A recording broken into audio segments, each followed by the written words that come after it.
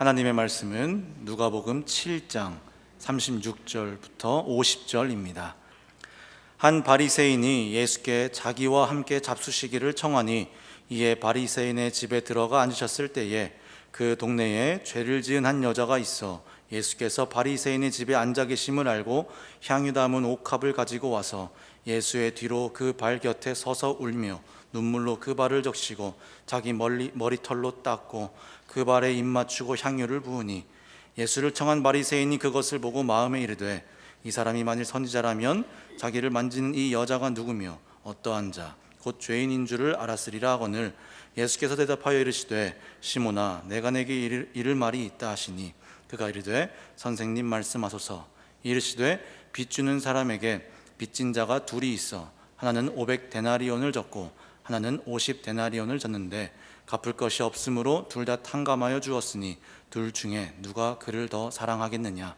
시몬이 대답하여 이르되 내 생각에는 많이 탕감함을 받은 자니이다. 이르시되 내 판단이 옳다 하시고 그 여자를 돌아보시며 시몬에게 이르시되 이 여자를 보느냐. 내가 내 집에 들어올 때에 너는 내게 발 씻을 물도 주지 아니하였으되 이 여자는 눈물로 내 발을 적시고 그 머리털로 닦았으며 너는 내게 입 맞추지 아니하였으되 그는 내가 들어올 때로부터 내 발에 입 맞추기를 그치지 아니하였으며 너는 내 머리에 감람유도 붓지 아니하였으되 그는 향유를 내 발에 부었느니라.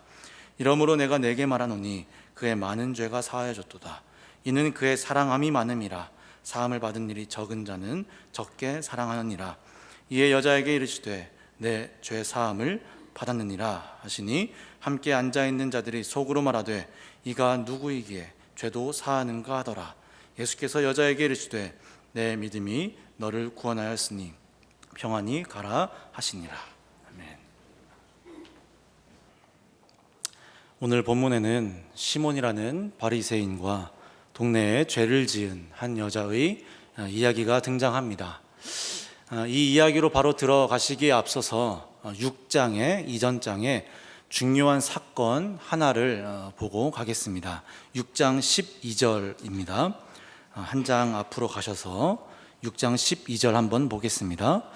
이때에 예수께서 기도하시러 산으로 가사 밤이 새도록 하나님께 기도하시고 13절입니다.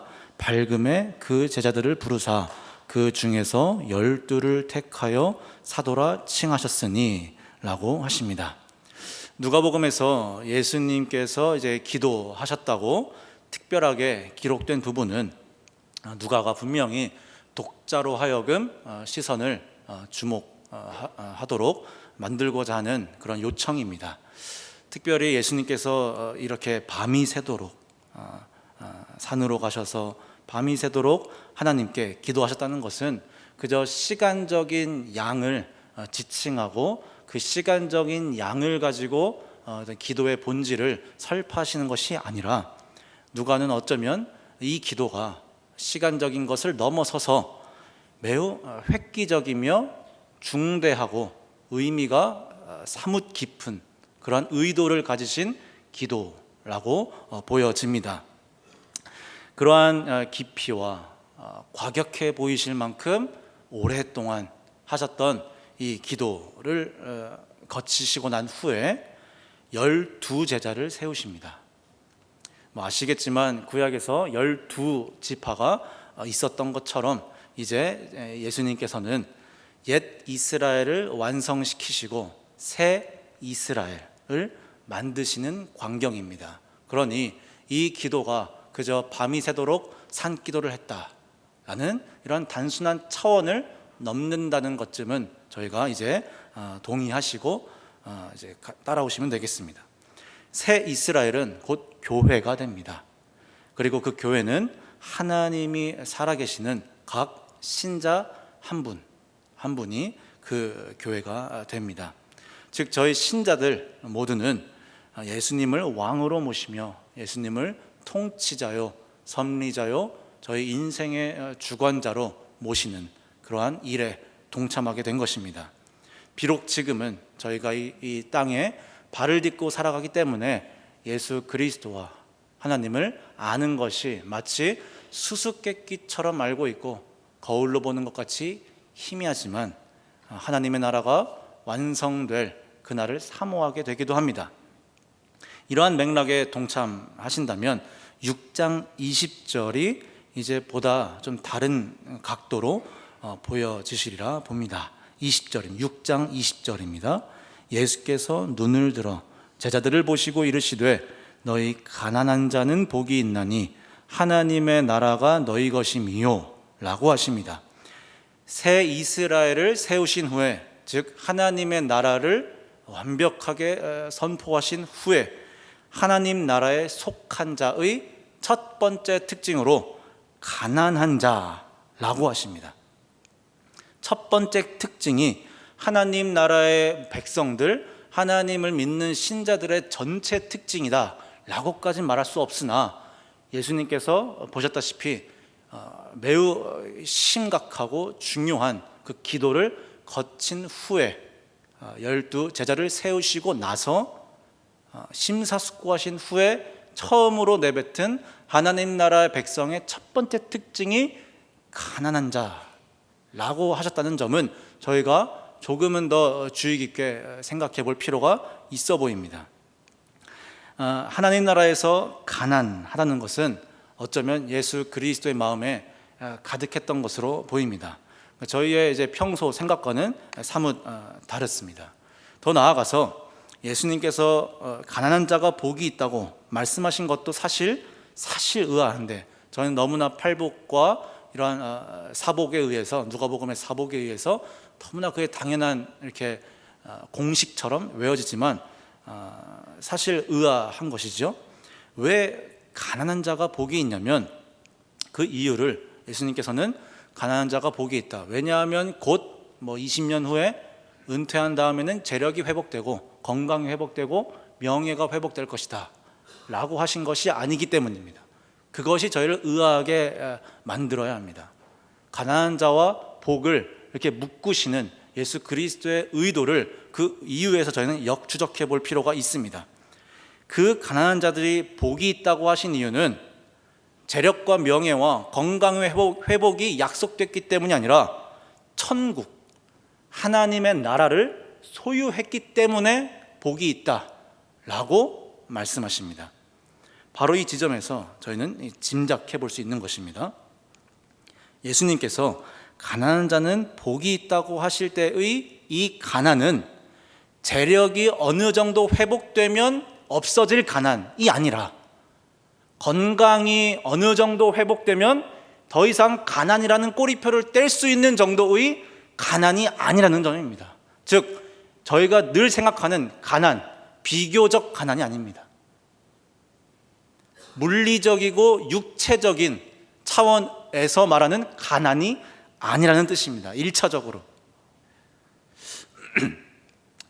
예수님께서 말씀하실 때 가난한 자가 복이 있다고 하실 때의 가난은 즉 절대적 가난입니다. 팔복을 읽으실 때에도, 그리고 구약 성경과 신약에서 가끔 이러한 개념이 등장하실 때 이런 방식으로 보시면 훨씬 더 성경이 풍요롭게 보이실 거라 생각합니다. 절대적 가난입니다. 즉 확정적으로 단호합니다. 가난하다라고 점철된 그 인생은 가난한 것입니다. 회복될 수 없는 가난, 인간이 아무리 발버둥 쳐봐야 그 웅덩이에서 빠져나올 수 없는 그 가난을 지금 예수 그리스도께서 말씀하시는 것입니다. 결핍이 아니라 부족함이 아닙니다. 완전한 가난을 뜻하고 계십니다. 즉 절대적 가난이란 특별히 하나님의 도움과 하나님의 자비, 하나님의 은혜 없이는 하루도 살아갈 수 없는 가난을 의미합니다. 영적인 가난이죠. 이러한 절대적이고 영적인 가난한 자들이야말로 하나님의 나라를 소유했기 때문에 복이 있다라고 예수님께서는 강조하시는 것입니다. 어쩌면 저희가 신앙 현실에서 겪는 여러 가지 어려움들, 여러 가지 도전들은 고난이 닥치고 예기치 못한 상황과 가정사가 터지고 건강이 쇠퇴해가고 재물이 없어져가는 그런 것들 이전에 저희가 정말로 겪는 어려움과 도전은 어쩌면 하나님을 향하여 부유해지는 것일 수도 있겠다라는 생각이 듭니다. 저희가 진정으로 어려움을 느끼고 진정으로 갈등을 해야 하며 진정으로 고민해야 하는 부분은 우리의 외적인 부분들, 즉 비교적인 그 가난의 영역에서 벗어나 하나님을 향하여 내가 부유해지지 않았는가, 그리스도의 마음에 합한 자가 되기 위한 이 몸부림에는 내가 너무나도 풍요로워진 것은 아닌가 하는 것이 사실 신자로서 겪어야 될 그런 도전이요, 어려움이라 생각이 듭니다. 저희는 유독 하나님에 대해서는 가난해지지 않고 저희가 세속적인 것들과 그 외의 것들에서는 늘 가난하고 부족하고 결핍을 느낍니다. 아내 앞에서, 하나님 앞에서, 교회 안에서, 직장 안에서 저희는 더 저희를 안전하게 할 무언가를 가난해합니다. 그러나 저희는 하나님을 두려워하는 남편, 하나님을 보다 더 사랑하고 예수 그리스도를 닮아갈래야 닮아갈 수 없는 이 비참을 느끼면서 하루하루를 은혜 가운데 살아가는 이 배우자나 이러한 신자와 이러한 동료는 되기가 무척 어려운 것 같습니다. 이런 모습들은 이제 일부 예배에 나오신 성도님들처럼 이전 세대, 제 이전 세대의 신앙인들, 한참 선배님들에게서만 발견하는 모습이고, 이러한 몸부림이요, 이러한 신앙의 갈등하는 모습들이 지금 여기 모이신 성도님들께 사실 들으실 말씀 아니지만 저희 세대에는 이런 모습이 많이 사라지는 것 같습니다. 오늘 길게 읽으셨던 7장의 본문 이야기에서 하나님에 대하여 가난하거나 하나님에 대하여 부유하다는 것이 구체적으로 어떠한 현실의 모습으로 나타나는지 구체적으로 좀 드러납니다. 시몬이라는 바리새인이 예수님을 집으로 초대합니다. 식사를 하려고 이제 앉으셨습니다. 근데 동네에서 죄를 지은 한 여자가 이제 들이닥쳐서, 그 여자는 굉장히 악명이 높습니다. 그 여자가 비싼 향유를 가지고 와서 예수님의 발 뒤에서 서서 눈물로 그 발을 적시고 닦고 긴 머리카락으로 그 눈물을 닦고 예수님의 발에 입을 맞추고 향유를 붓습니다. 이러한 광경이 펼쳐지고 있을 때 시몬은 속으로 이런 생각을 합니다. 예수가 진짜 선지자라면 저 여자가 악명 높은 죄인이라는 것쯤은 알고 있겠지, 속으로 생각합니다. 그런데 예수님께서 이 속마음을 들으시죠. 들으시고 그 속마음에 대답을 하십니다. 이야기를 들려주십니다. 잘 아시는 것처럼 500데나리온과 50데나리온의 빚을 진 사람들에 대해서 말씀하십니다. 둘이 갚을 능력이 전무합니다. 그래서 이 채권자가 빚을 싹 다 면제해 주었습니다. 500데나리온 이러면 한 연봉입니다. 한 사람의 연봉. 50데나리온 한 월급이라 생각하면 되겠습니다. 그러고서 예수님께서 시몬에게 물으십니다. 42절입니다. 둘 중에 누가 그를 더 사랑하겠느냐? 시몬은 또 바리새인으로서 정답을 잘 이야기합니다. 500데나리온을 면제받은 사람이 더 사랑한다고 말합니다. 이후에 예수님이 시몬과 여자를 비교하시면서 의미를 이제 풀어주십니다. 세 가지를 비교하시죠. 발을 씻는 것, 입을 맞추는 것, 그리고 향유를 붓는 것, 이렇게 세 가지입니다. 이 세 가지는 유대인의 기초 예절, 예의이고 율법에도 속했습니다. 그러니까 바리새인이 가장 잘 안다고 착각했던 그 율법, 가장 먼저 우선적으로 행했어야 될 그 율법을 이 바리새인 시몬은 전혀 지키지 않은 것입니다. 여자는 눈물로 발을 적시고 시몬은 발 씻을 물도 주지 않죠. 시몬은 기본적인 인사인 입을 맞추지도 않지만 여자는 예수님의 발에 입을 맞추고, 마지막으로 시몬은 그 흔한 감람류는 굉장히 흔했습니다. 당시에 그 흔한 감람류도 붓지 아니하였으나 이 여자는 값비싼, 어쩌면 자신이 그 죄를 지었다는 그 꼬리표를 단체로 어렵사리 한평생 모았던 전 재산을 바친 그 향유를 깨뜨려 예수님의 발에 붓습니다. 이렇게 비교하신 후에 결론을 47절에서 이제 내리십니다. 47절입니다. 이러므로 내가 내게 말하노니 그의 많은 죄가 사하여졌도다. 이는 그의 사랑함이 많음이라. 사함을 받은 일이 적은 자는 적게 사랑하느니라. 이 말씀을 달리 풀어보자면 여자는 예수님의 죄 사함의 은혜와 그 사랑을 맛보아 깨달은 반면, 시몬은 예수님이 죄를 사하시며 죄를 사하셔서 영원한 생명과 영원한 은혜를 주시는 분이라고는 짐작조차 못했던 것으로 보입니다. 예수님을 대할 때 시몬과 여자의 태도는 너무나도 다른 것입니다. 죄 사함의 은혜와 그 사랑을 통하여 그 은혜를 힘입어 영원한 생명을 바라보는 자와, 또한 그것을 보면서도 저것은 아까운 것이다, 예수가 저 정도는 알고 있겠지라는 전혀 다른 이 땅에서의 차원의 생각을 하고 있는 것으로 보이는 것입니다. 예수님의 이 데나리온 비유에서 채무자들 역시 이 모든 빚이 탕감되는 놀라운 은혜를 경험한 후에, 그 후에 사랑을 합니다. 면제를 받고 난 후에 사랑을 하는 것입니다. 즉, 이 여자 역시 이렇게 사실 비참하리만큼 한 여자가 일반 상식에서 볼 때 매우 치욕적으로 보일 만큼 예수님의 곁에서 이렇게 눈물과 머리카락과 자기 전 재산을 다 내어서 이렇게 발에 입을 맞추는, 이건 당시 노예도 하지 않았던 그 표현입니다. 이게 개보다도 못한 그런 행동을 한 것은 이 여자가 구원받기 위해서 한 행동이 아닙니다. 이 여자는 구원받으려고, 영원한 생명을 얻으려고 그러한 비참하고 치욕스러운 행동을 한 것이 아닙니다.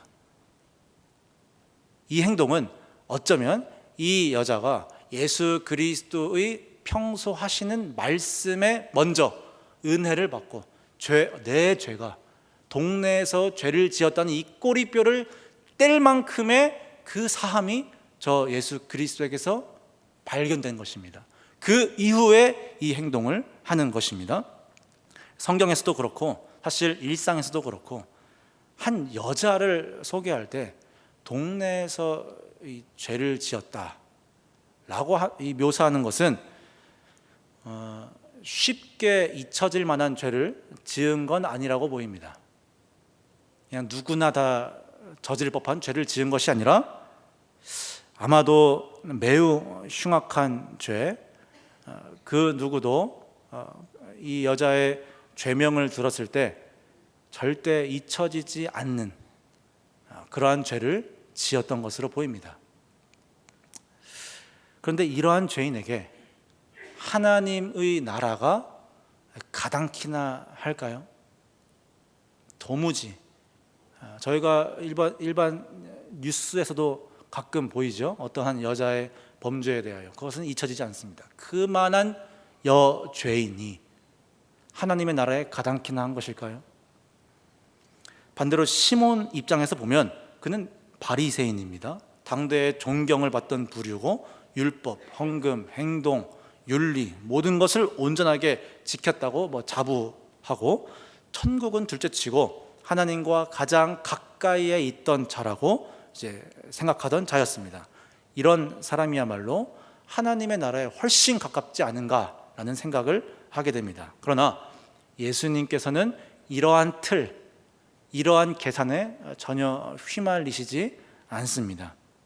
6장에 저희가 살펴보았듯이 예수님의 그 깊고 그 오묘한 기도를 통과하신 후에 세우실 이 새 이스라엘의 모습은 이러한 틀 위에, 이러한 계산, 이러한 건축 도면 위에 1cm도 이 새 이스라엘을 건축할 수가 없습니다. 하나님의 나라를 소유하는 자는 하나님만을 절대적으로 필요로 하는 영적으로 가난한 절대적으로 가난한 자들입니다.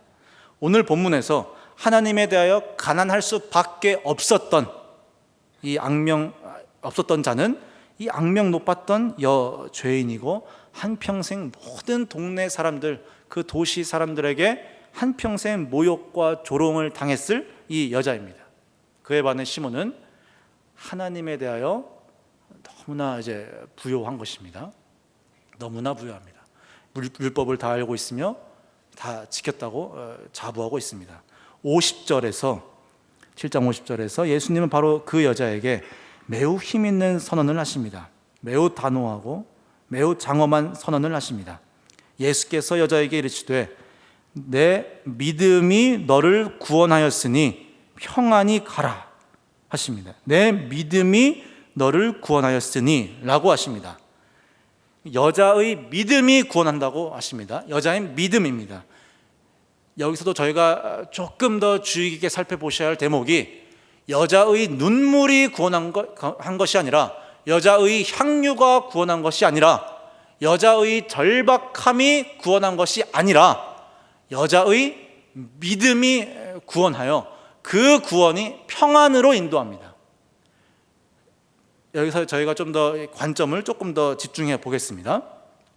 하나님의 나라는 믿음으로 소유하게 되는 것이고, 그 가난마저도 하나님을 필요로 하며 하나님의 나라를 갈망하는 그 마음마저도 믿음으로 소유하게 되는 것입니다. 믿음으로.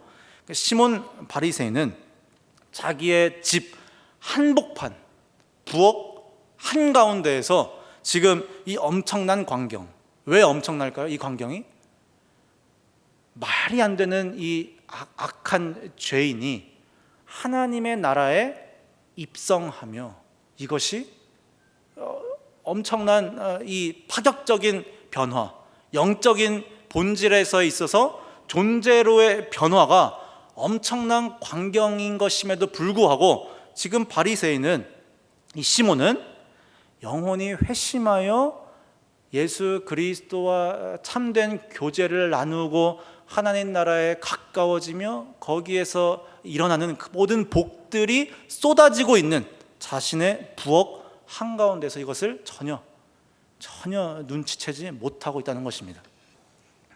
예수가 진짜냐 아니냐, 선지자냐 아니냐, 이러한 의심, 이러한 생각에 사로잡혀 있는 것입니다.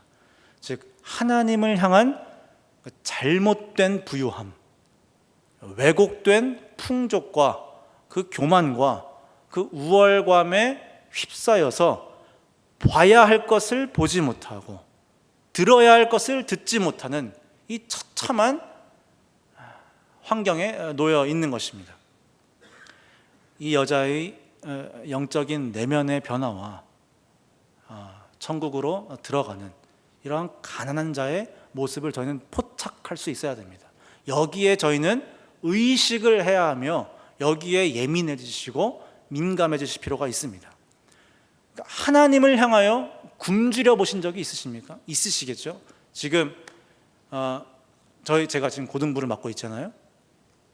고등부 플러스 저희 세대, 2030 세대들 하나님을 향하여 굶주린다, 하나님을 향하여 가난하다, 의에 줄이고 목이 마르다라는 이 정서, 이 경험이 있으리라고 생각하십니까? 하나님을 향하여 굶주린다는 것은, 가난하다는 것은 그저 열정과 진심의 차원에서 드리는 말씀이 아니라 성경 통독을 몇 번 했니, 기도원을 얼마나 다녀봤니, 이런 숫자의 차원에서 말씀드리는 것이 아닙니다. 하나님을 향하여 굶주려 하나님의 나라를 사모하며 하나님의 의가 이 땅에서 펼쳐지기를 이렇게 기대하는 그 마음은 사실 예수님에게 주목하는 것입니다. 전혀 뜻밖입니다. 마음의 문제도 아니요, 숫자의 문제도 아닙니다. 예수입니다. 예수님에게 주목하는 것입니다. 하나님을 향하여 굶주린다, 그것은 곧 예수님에게 주목하는 것입니다. 오늘과 같은 본문들이 여러 개가 있죠. 저희는 이 여자에게 보통 놀랍니다. 이 여자의 뭐 순수함, 이 여자의 절박함, 이 여자의 독실함, 이 여자의 신앙에 대해서 저희는 너무 놀라고 지레 그렇게 겁을 먼저 먹습니다. 이 정도는 해야 되나? 이렇게까지 해야 신앙생활이 좀 이렇게 의미가 있어질라나? 이런 생각을 합니다. 근데 그것은 정말 3차 문제입니다. 가장 1차적으로 저희가 이러한 류의 본문을 대하실 때마다 1차적으로 저희가 놀라야 되고 저희가 주목해야 되고 섬찟해야 되는 부분은 바로 예수님이 도대체 어떠한 분이시길래 이렇게 동네에서 악명 높은 여자 죄인이 예수로 말미암아 하나님 나라에 들어가게 되며 이 죄인이 어떻게 의인이 되는가? 예수님이 도대체 어떤 분이시길래 어떠한 말씀을 선포하시며 어떠한 생명을 주시며 어떠한 은혜를 주시는 분이시길래 이 죄인이 시몬도 못 들어가는, 바리새인도 못 들어가는 그 하나님 나라에 이 여자 죄인이 들어가는가? 들어가게 하시는가? 예수 그리스도가 누구시길래? 이러한 고민을 일주일에 한 번은 주일 예배 나오셔서 정기적으로 고민하셔야 됩니다. 6일 동안은 목회자들이 하겠습니다. 나머지 6일은 저희가 할 테니 일주일에 한 번은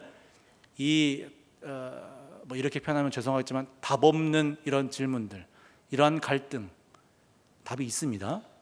그만큼 수수께끼 같다는 것입니다. 그만큼 희미한 거예요. 어렵습니다. 이러한 것에 하나님을 향하여 가난해지고 예수 그리스도가 도대체 어떠한 분이시길래 저러한 구원을 베푸시며 저러한 영생을 말씀하시는가, 여기에 주목하실 필요가 있습니다. 저희는 쉽게 이 여자의 이러한 엄청난 독실한 신앙에 매료가 되고 그래서 간증 프로가 유행을 끄는 것이지 않습니까? 최근에 유명한 설교자께서 간증 프로에 나오셨어요. 어떤 유명한, 저희가 잘 아는 유명한 설교자가 간증 프로에 나오셨는데 전혀 간증하지 않으셨어요. 저에게도 그분께서 자기는 절대 간증하지 않겠노라라고 이제 선언하시고 이제 떠나셨습니다. 정말 간증 안 하시죠? 간증을 하면 보통 어떻게 하죠? 그 여자에게, 즉 간증자에게 주목이 완전히 쏠리게 됩니다. 그래서 설교자들도, 목회자들도 이 간증의 이런 흐름에 편승해서 이 여자를 본받읍시다 라고 나올 수밖에 없습니다. 그러면 저희들 행동을 하지 않겠습니까? 어떤 행동을? 이 여자처럼 이러한 신앙. 저도 고등부를 맡으면서 고등학생들에게 매주 설교하지만 그런 유혹이랄까요? 뭐 유혹까지는 아니겠지만 이해하기 쉽게 유혹을 느끼는, 어떤 유혹일까요? 이 여자처럼 해야 되지 않겠느냐, 학생들아, 이 여자를 봐라 라고 하고 싶습니다. 그런데 성령이 막는다는 표현 너무 좀 거룩한가요? 성령이 막으세요. 예수에게 주목하게 하십니다. 그러면 학생들이 들을 때 이게 벙찝니다. 내가 그래서 기도를 열심히 하라고? 주일에 빠지면 안 된다고? 이걸 말해야 되나? 갑자기 예수님을 자꾸 높이려고 하니까 이게 어쩌라는 거예요, 목사님? 그래서 주일 예배 나오는 거 잘하는 거예요? 이게 오히려 혼동이 될 수 있어서 늘 제가 노심초사하고 있지만, 예수님을 자꾸 주목시키는 것이 이게 사실 저와 여기 모이신 성도님들의 이 신앙의 인생에 있어서 첫 번째 목적이 되셨으면 좋겠다라는 생각이 듭니다. 마지막으로 누가복음 10장 몇 장만 좀 뒤로 가셔서 누가복음 10장 38절로 좀 가보겠습니다. 네, 화면에 안 띄워드렸습니다만 조금만 넘기시면 돼서 10장 38절입니다. 제가 봉독하겠습니다. 그들이 길 갈 때에 예수께서 한 마을에 들어가심에 마르다라 이름하는 한 여자가 자기 집으로 영접하더라. 그에게 마리아라는 동생이 있어 주의 발치에 앉아 그의 말씀을 듣더니 마르다는 준비한 일이 많아 마음이 분주한지라.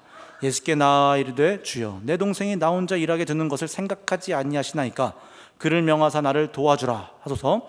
주께서 대답하여 이르시되 마르다야 마르다야, 내가 많은 일로 염려하고 근심하나 몇 가지만 하든지 혹은 한 가지만이라도 족하니라. 마리아는 이 좋은 편을 택하였으니 빼앗기지 아니하리라 하시니라.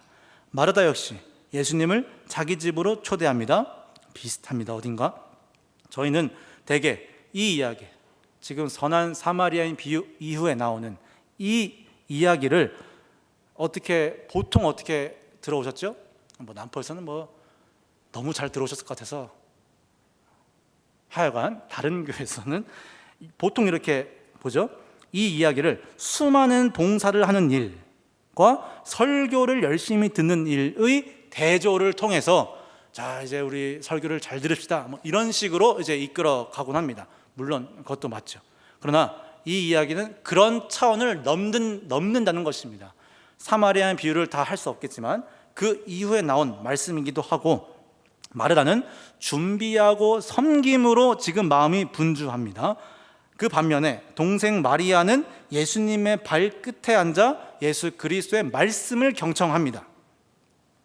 이 두 여인의 대조점은 섬기냐 말씀을 듣느냐가 아닙니다.